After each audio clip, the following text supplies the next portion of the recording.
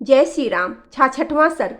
राजा जनक का विश्वामित्र और राम लक्ष्मण का सत्कार करके उन्हें अपने यहाँ रखे हुए धनुष का परिचय देना और धनुष चढ़ा देने पर श्री राम के साथ उनके ब्याह का निश्चय प्रकट करना।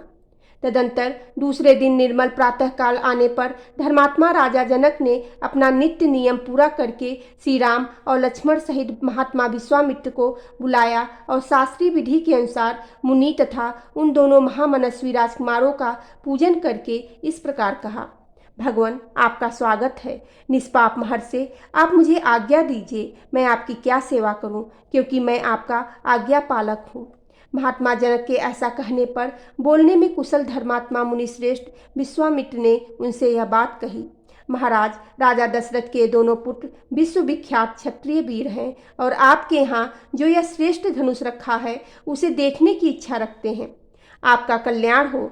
वह धनुष इन्हें दिखा दीजिए, इससे इनकी इच्छा पूरी हो जाएगी। फिर ये दोनों राजकुमार उस धनुष के दर्शन मात्र से संतुष्ट हो इच्छानुसार अपने राजधानी को लौट जाएंगे।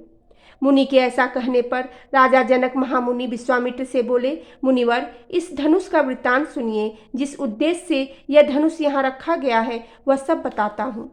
भगवान, निमि के ज्येष्ठ पुत्र राजा देवराज के नाम से विख्यात थे। उन्हीं महात्मा के हाथ में यह धनुष धरोहर के रूप में दिया गया था। कहते हैं, पूर्व काल में दक्ष यज्ञ विध्वंस के समय परम पराक्रमी भगवान शंकर ने खेल खेल में ही रोषपूर्वक इस धनुष को उठाकर यज्ञ विध्वंस के पश्चात देवताओं से कहा, देवगण, मैं यज्ञ में भाग प्राप्त करना चाहता था, किंतु तुम लोगों ने नहीं दिया, इसलिए इस धनुष से मैं तुम सब लोगों के परम पूजनीय श्रेष्ठ अंग मस्तक काट डालूंगा। मुनि श्रेष्ठ यह सुनकर संपूर्ण देवता उदास हो गए और इस टूट के द्वारा देवाधिदेव महादेव जी को प्रसन्न करने लगे। अंत में उन पर भगवान शिव प्रसन्न हो गए। प्रसन्न होकर उन्होंने उन सब महामनस्वी देवताओं को यह धनुष अर्पण कर दिया।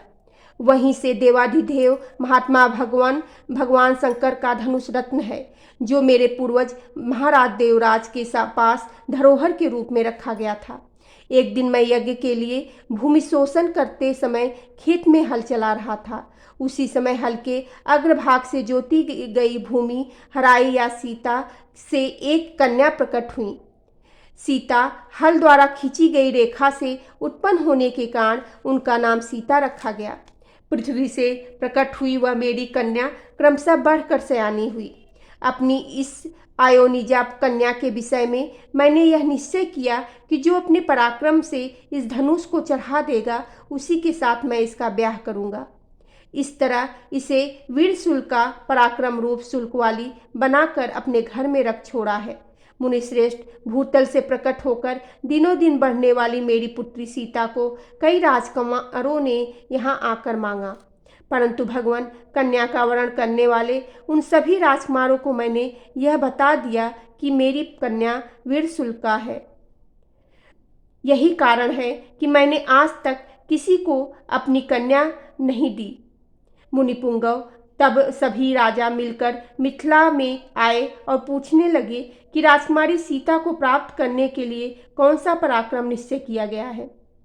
मैंने पराक्रम की जिज्ञासा करने वाले उन राजाओं के सामने यह शिवजी का धनुष रख दिया, परंतु वे लोग इसे उठाने या हिलाने में भी समर्थ न हो सके। महामुने, उन पराक्रमी नरेशों की शक्ति बहुत थोड़ी जानकर मैंने उन्हें कन्या देने से इनकार कर दिया। तपोधन, इसके बाद जो घटना घटी उसे भी आप सुन लीजिए। मुनि प्रवर, मेरे इनकार करने पर ये सब राजा अत्यंत कुपित हो उठे और अपने पराक्रम के विषय में संशयापन्न हो मिथिला को चारों ओर से घेर कर खड़े हो गए। मेरे द्वारा अपना तिरस्कार हुआ मानकर उन ज्येष्ठ नरेशों ने अत्यंत रुष्ट हो मिथिलापुरी को सब ओर से पीड़ा देना आरंभ कर दिया। मुनिश्रेष्ठ, पूरे 1 वर्ष तक वे घेरा डाले रहे। इस बीच में युद्ध के सारे साधन छीड़ हो गए। इससे मुझे बड़ा दुख हुआ। तब मैंने तपस्या के द्वारा समस्त देवताओं की प्रशंसा करने की चेष्टा की।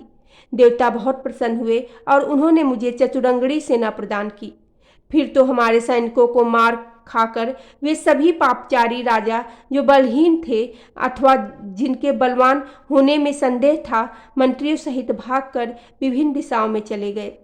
मुनि श्रेष्ठ, यही वह परम प्रकाशमान धनुष है, उत्तम व्रत का पालन करने वाले महर्षि। मैं उसे श्री राम और लक्ष्मण को भी दिखाऊंगा।